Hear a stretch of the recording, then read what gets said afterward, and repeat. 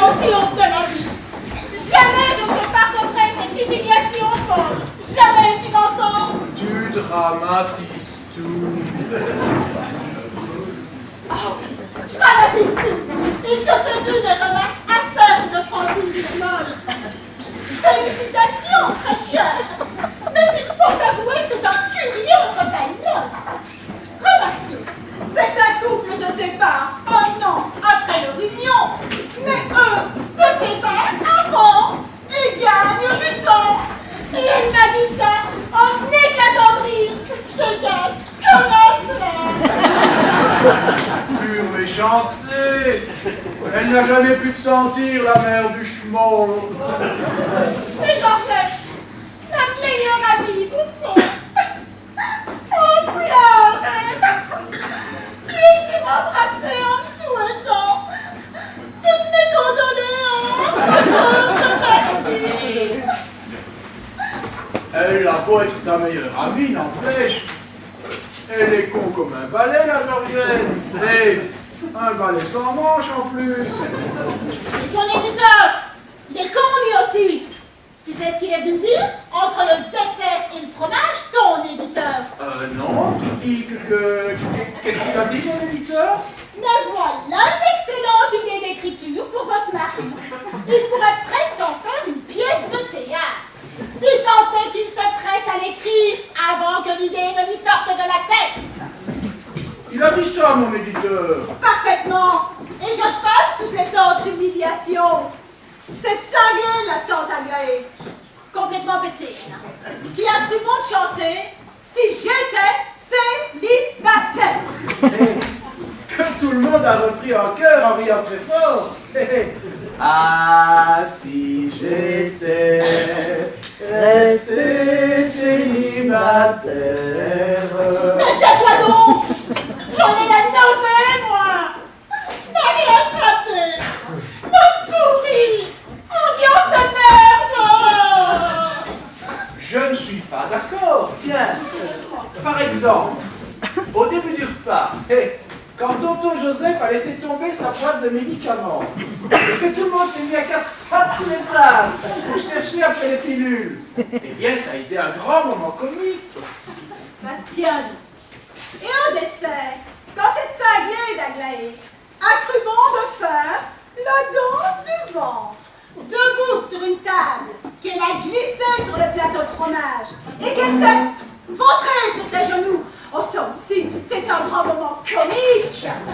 Absolument, j'ai trouvé ça naturel, spontané, chaleureux. Chaleureux. Mais tu m'étonnes, tu avais carrément ton nez collé entre ses seins. Oh, tout de suite les idées mal placées. J'essayais juste de récupérer les morceaux de fromage qui avaient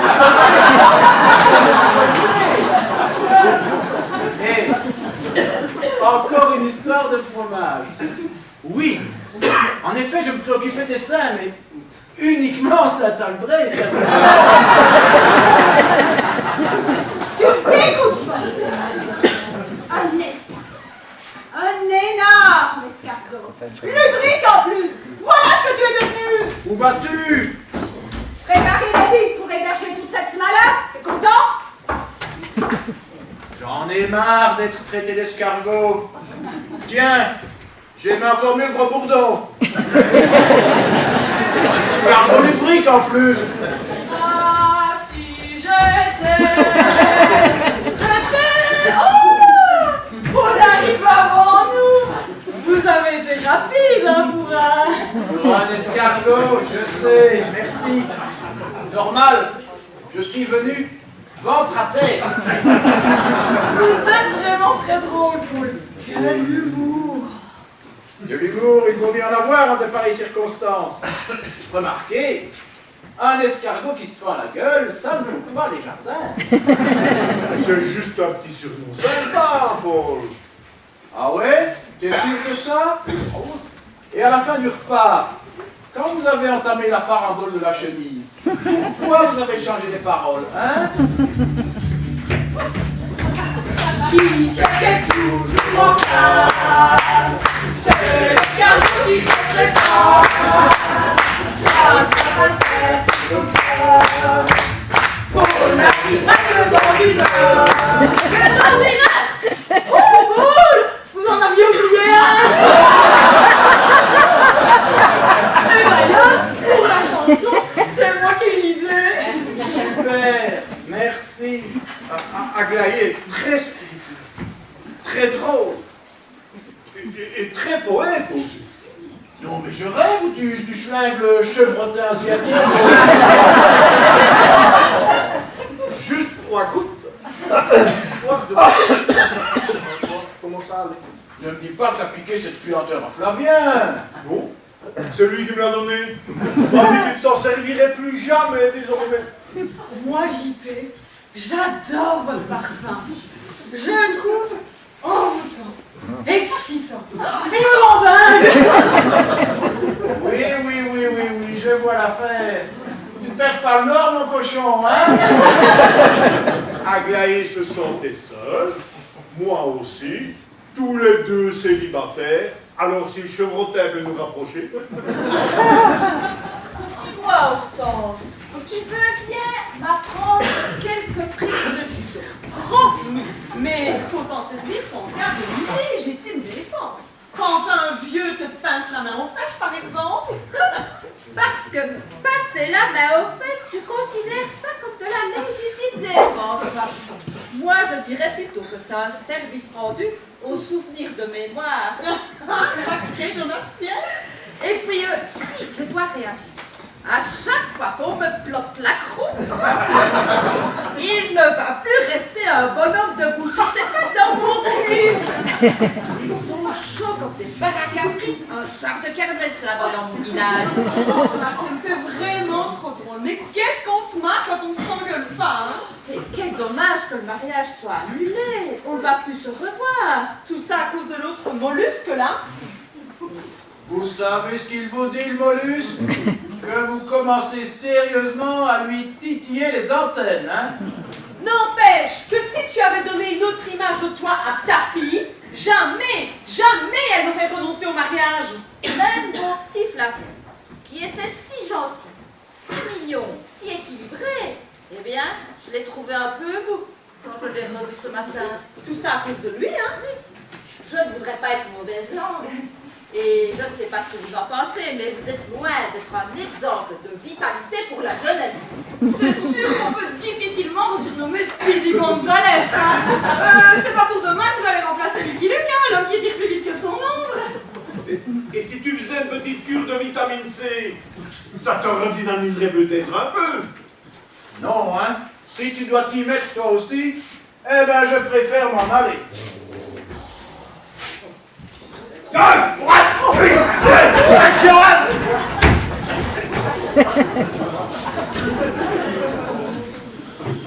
On est arrivé, vous pouvez poser des valises. Ouh, mais c'est pas grave. J'en ai le souffle coupé. Oui, eh bien, l'avantage quand t'as le souffle coupé, ma chère, c'est que tu parles moins et par la conséquence, tu dis moins de conneries.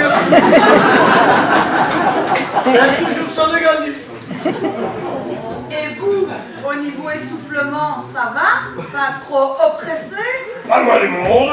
Un peu d'exercice n'a jamais tué personne, n'est-ce pas? C'est ce qui forge le caractère et la grandeur des hommes. Oh, mais d'abord, moi je m'en fous. Je suis une femme.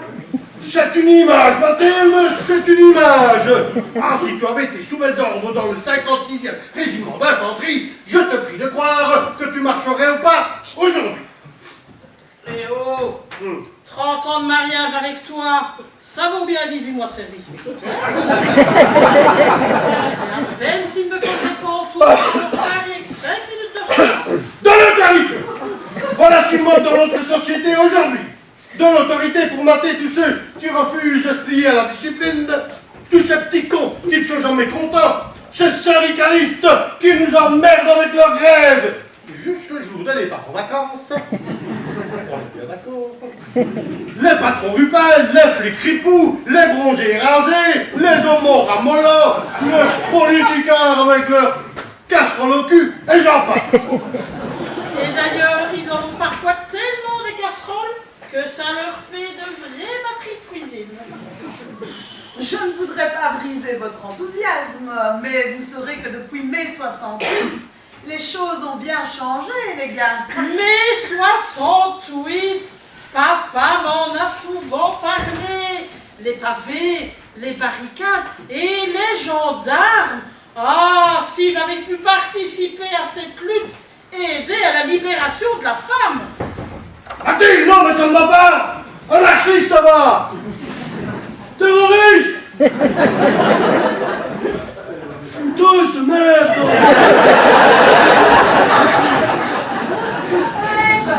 En vous voyant, ma chère belle-fille, je ne suis pas bien certaine que vous ayez été libérée de partout. J'ai comme l'impression qu'il vous reste encore des paquets de nœuds quelque part là-haut. Franchement, tu ne te vois pas avec tes petites mains dépavant les avenues de Paris et grimpant sur les barricades en tailleur Chanel et talons. Mais t'aurais été la mascotte des étudiants, hein? Et pas folle, hein? J'aurais mis des gants de bricolage, hein? Voilà. Les chambres sont prêtes. Si vous voulez y déposer vos affaires, je vais partager mon lit avec la sienne. Elle est d'accord. Parfait. Alors, dans ce cas-là, Raoul et Mathilde, vous prendrez la chambre bleue au fond du couloir. Parfait. Et vous, Aglaé, ça sera la jaune en haut de l'escalier à droite. La jaune, c'est ma chambre, hein? Réquisition, ma petite fille. Commandant de guerre.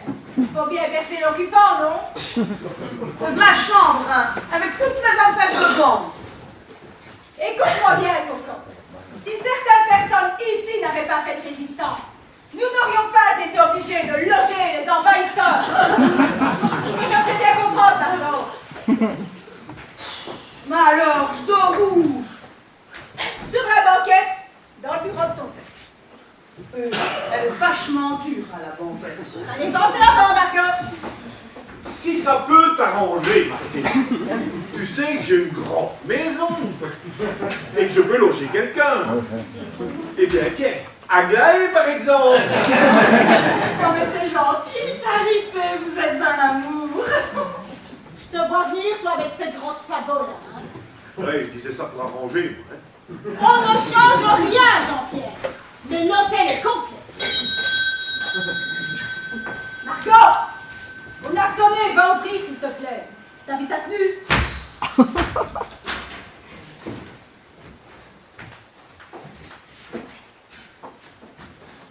Messieurs, dames, je m'excuse de vous déranger, mais je suis bien chez monsieur Paul Perrotin.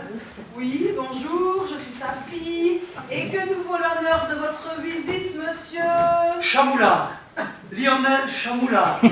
Je suis un ami de Paul et comme je suis de passage dans la région, ben, je me suis permis de m'avancer pour lui faire un petit coucou.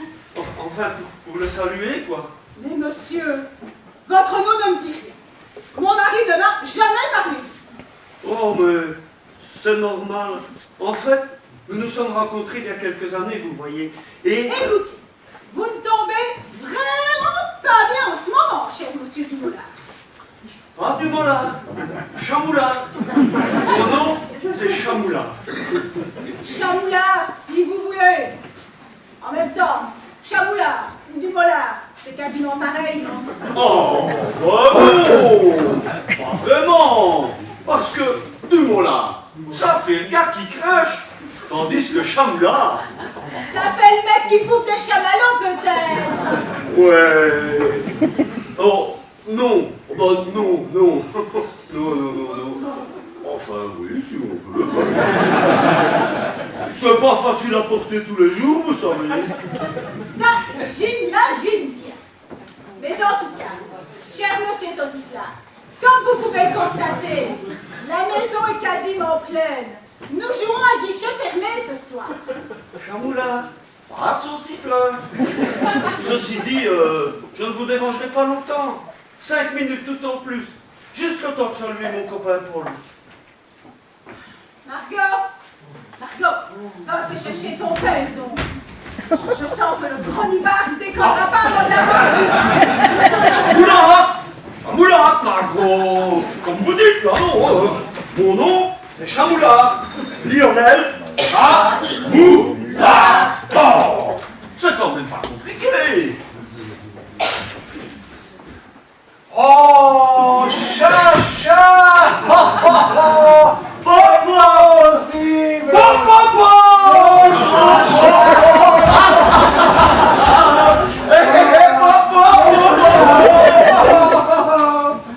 Martine, c'est Chacha! Je te remercie, j'avais compris, tu sais. Oh, oh, c'est le Paul. Attends, tu pourrais peut-être m'expliquer les raisons de ce trop-plein d'affection pour ce monsieur que je ne connais ni d'Ève ni d'Adam. Enfin, Chacha! Enfin, Lionel Chamoula, mon ancien copain de régiment. Je t'ai souvent parlé de lui. Jamais, Paul. Je m'en souviendrai tout de même. Il n'a pas un nom qui s'oublie si facilement, ce monsieur Laurent Barre. Enfin, Chamoula, le CISS et 18 mois passés ensemble. CISS, centre d'instruction, service de santé. Comme il a dit. Casernier au pôle, et tu te souviens, mon Chacha? Mon Paul, si je me souviens. Enchanté. Oh oui.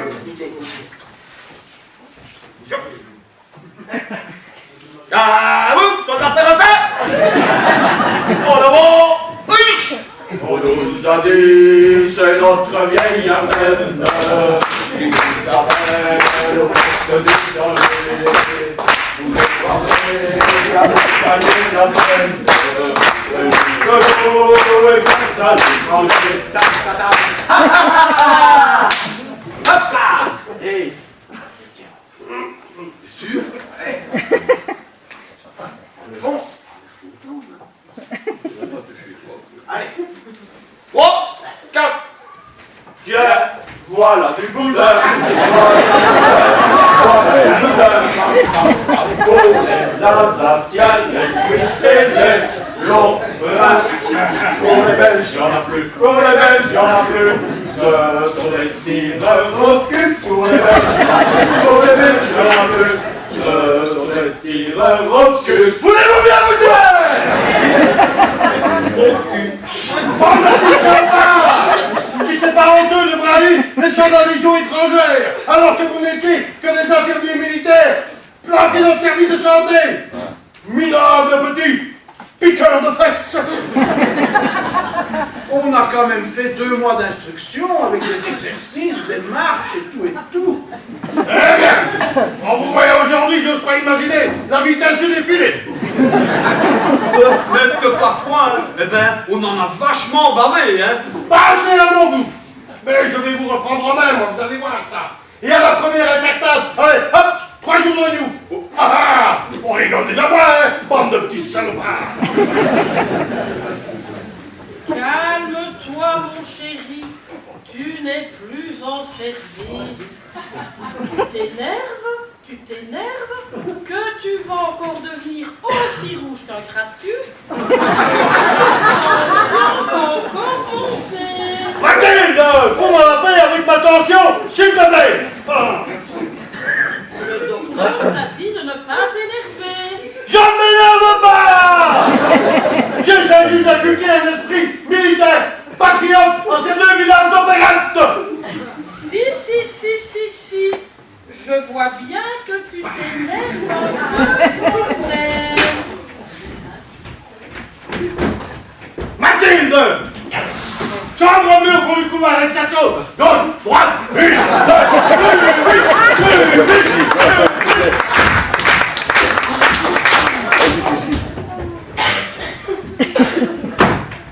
1. Et maintenant, à nous 3 les planqués.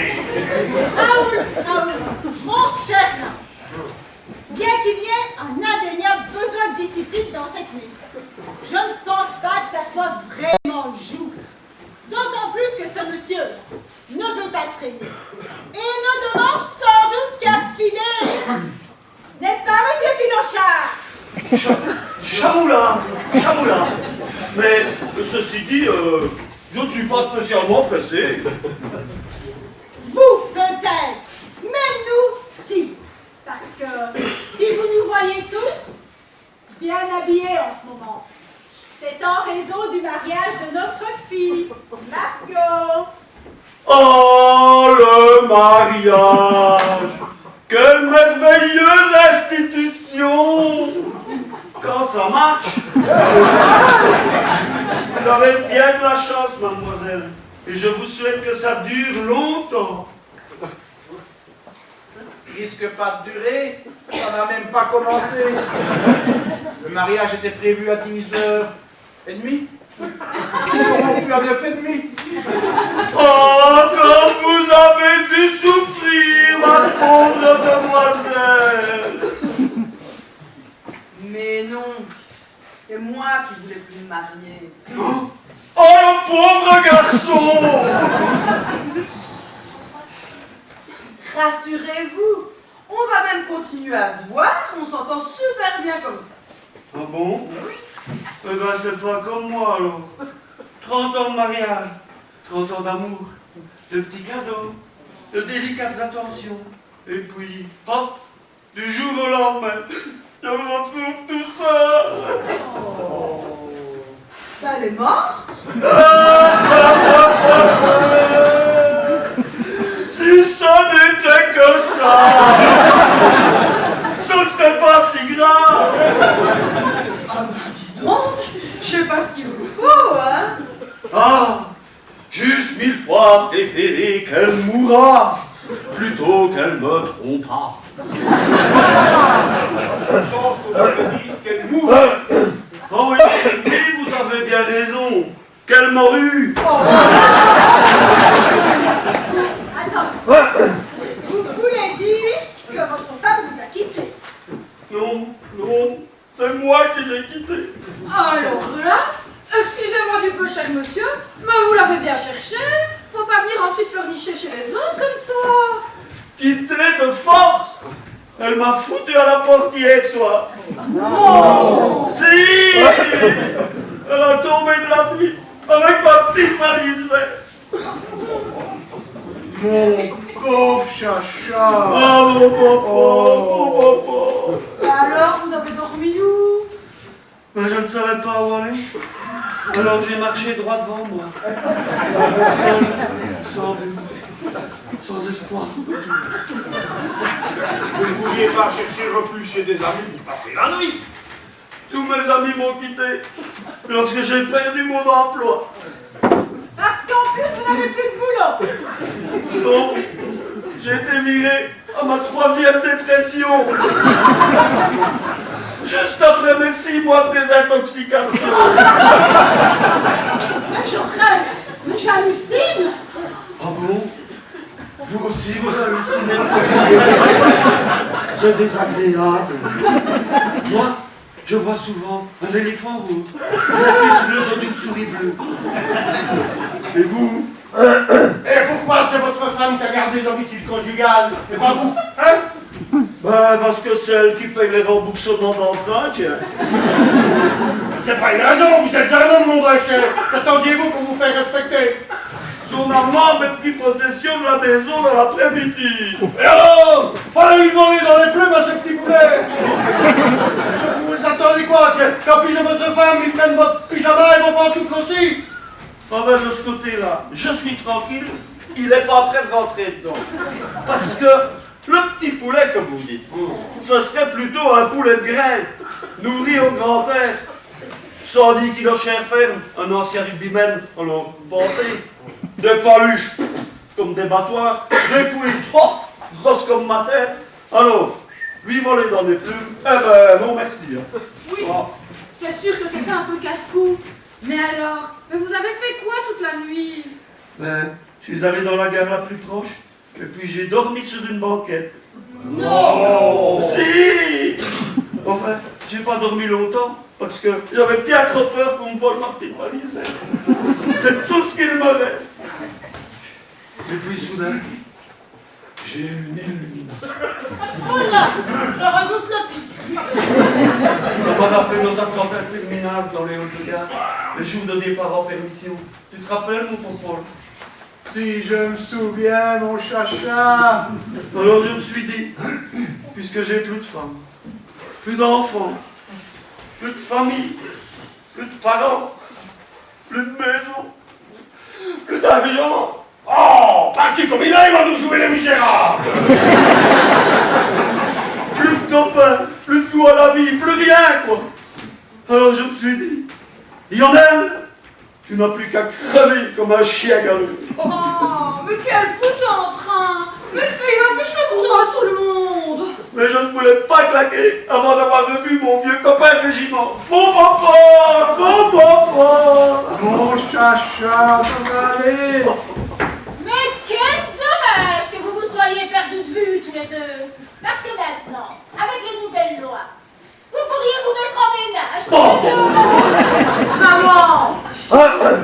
Et vous comptez faire quoi maintenant que vous avez revu papa? Oh, rien. Je peux juste m'en aller sereinement maintenant. Tiens, Paul, je t'en fais cadeau. Ce sont mes souvenirs personnels.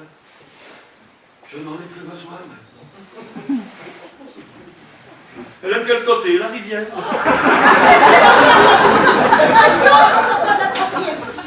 Ensuite à droite et ensuite tout droit. Vous verrez, ça descend. Ce qui est logique lorsqu'on va vers un cours d'eau. Enfin, tu ne vas quand même pas loger sous un pont cette nuit. Il n'y a même pas de pont qui enjambe cette rivière. Oh, ça n'a plus d'importance maintenant. Adieu, papa. Je t'aimais bien. C'est dur de partir au printemps. Mais je pars aux fleurs, la paix dans l'âme. Car vu que t'étais mon confident, je sais que tu prendras soin de mon âme. Il ferait chialer un peu.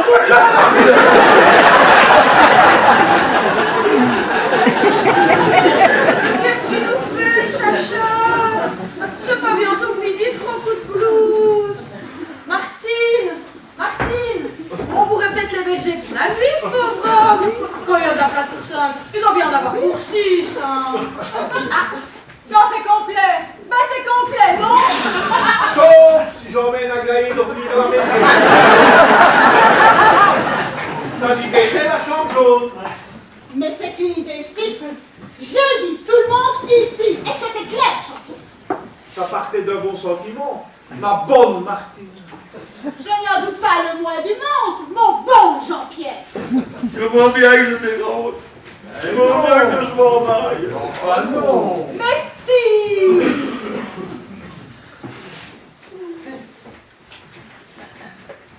Enfin. Adieu, adieu. Et rappelle-toi, tu as été mon seul véritable ami. Ne l'oublie jamais. Enfin. Mais. Vous n'allez quand même pas le laisser partir dans l'état là où il est. Ben, c'est-à-dire que... Mais c'est-à-dire que quoi? Tu as peur de quoi? Tu as peur de maman, encore une fois dans ta vie? Mais est-ce que tu vas réagir? Je pensais être un duc. Alors, sans que... Mais à côté de vous, je suis... Oui. Entre Martine qui est sans pitié et son mollusque de mari à qui on peut rien demander. Eh bien, il n'est pas sorti de l'auberge, le pauvre chamoulard. Je te préviens, Paul, qu'en tant que bourgmestre, je n'aimerais pas demain faire sonder la rivière par les hommes grenouilles. Alors, il serait peut-être bon que l'escargot sorte un peu ses cornes pour une fois. Alors qu'il lui suffirait juste un peu de partage d'affection à ce pauvre homme. Mais Paul, je ne pense pas que vous puissiez comprendre ça. Les escargots, ils sont hermaphrodites. D'un autre côté, faut pas exagérer. Ne vous disputez pas pour moi. Je ne veux pas vous déranger. Trop tard, c'est déjà fait. Bon. La seule solution, c'est que Margot dorme avec moi. Et que Monsieur Coquillard dorme sur la banquette dans le bureau de Paul. Ben, et moi Et toi,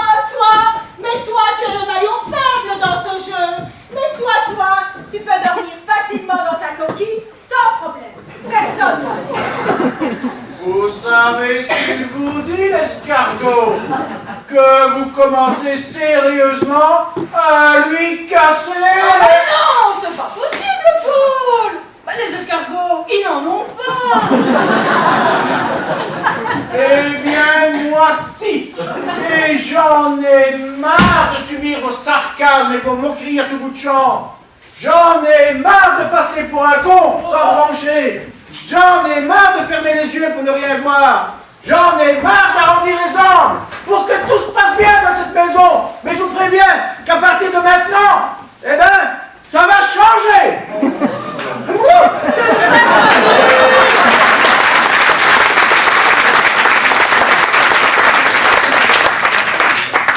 Rassurez-vous, mesdames, c'est juste Paul qui se fâche un tout petit peu. Eh ben, tu vois, mon Paul, maintenant que je t'ai retrouvé, je vais essayer de t'aider de mon bout, de t'apporter tout le réconfort dont tu as besoin. Je vais te donner toutes mes ondes positives, toute ma joie de vivre. Et Dieu sait si j'en ai avant. Je ne suis pas sûr que tu sois mieux placé pour ce genre de service, mais il faut dire que tu avais tapé fort d'entrée. Pourquoi tu me dis ça? Ah, et maintenant, si on s'occupait un peu du jeune homme que vous avez conduit ce matin. Mais, à propos, mais qu'est-il devenu? Ah ben oui, tiens, Flavien, il est pas encore arrivé. Oh mon Dieu, mais c'est une catastrophe! Je suis sûr qu'il lui est arrivé quelque chose de grave. Mais il faut faire quelque chose! Elle est de quel côté déjà, la rivière?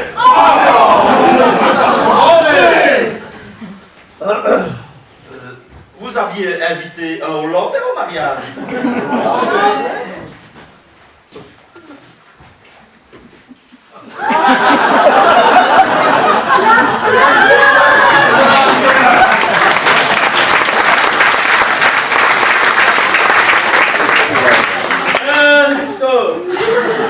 Que la paix soit avec vous.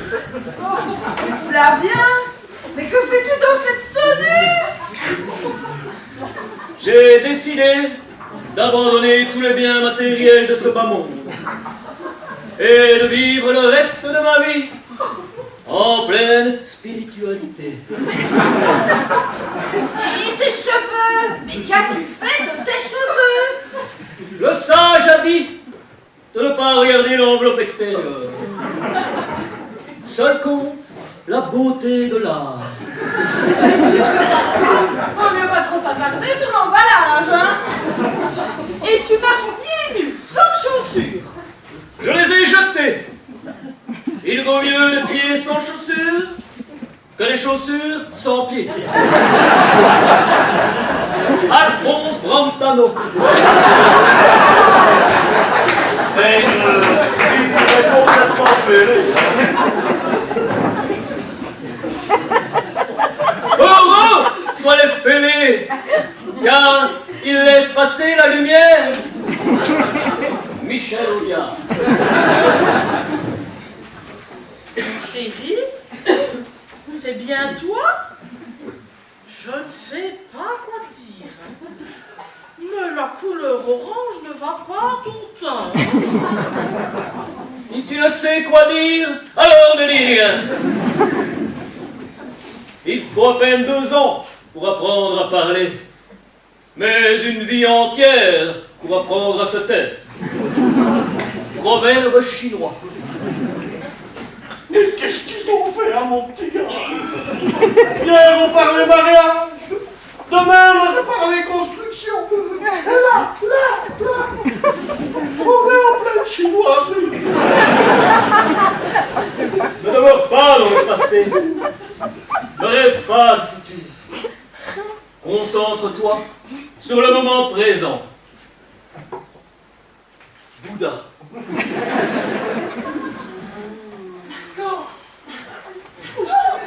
Mais arrête. Mais tu fais chier avec ton Bouddha et tes proverbes chinois. Et puis t'as vraiment l'air d'un con là sous ta vache.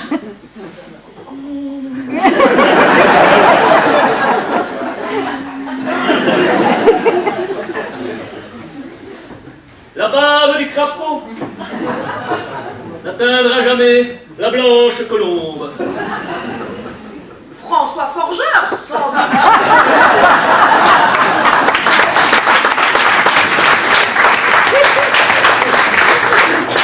Non, Richard Sprung. Par Nicolas Swarovski.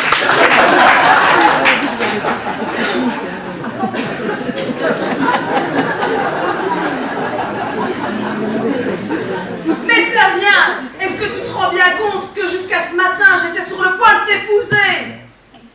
Comme l'a très bien dit le grand philosophe arabe, Ali Ben Diktaha. Vous connaissez? Le mariage est un mirage dans le désert. Oasis verdoyant, palmiers, palais, chameaux, et puis tout disparaît. Et il ne reste que les chameaux.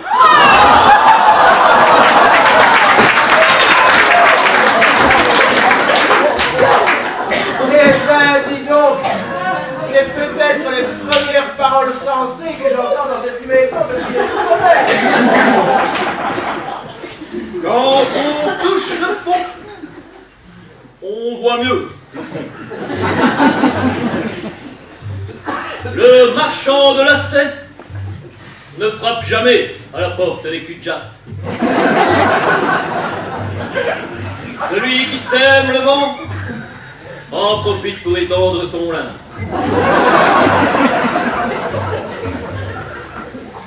Tout a une fin, sauf la banane, qui en a deux.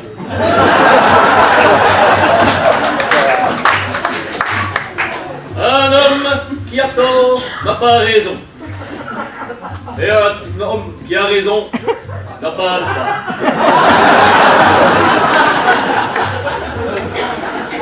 Celui qui pisse contre le vent se rince les dents.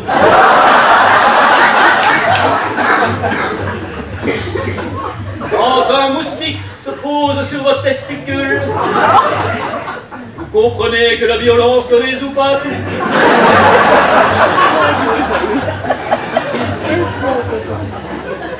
L'amour rend fou. Seule la guerre rend beau.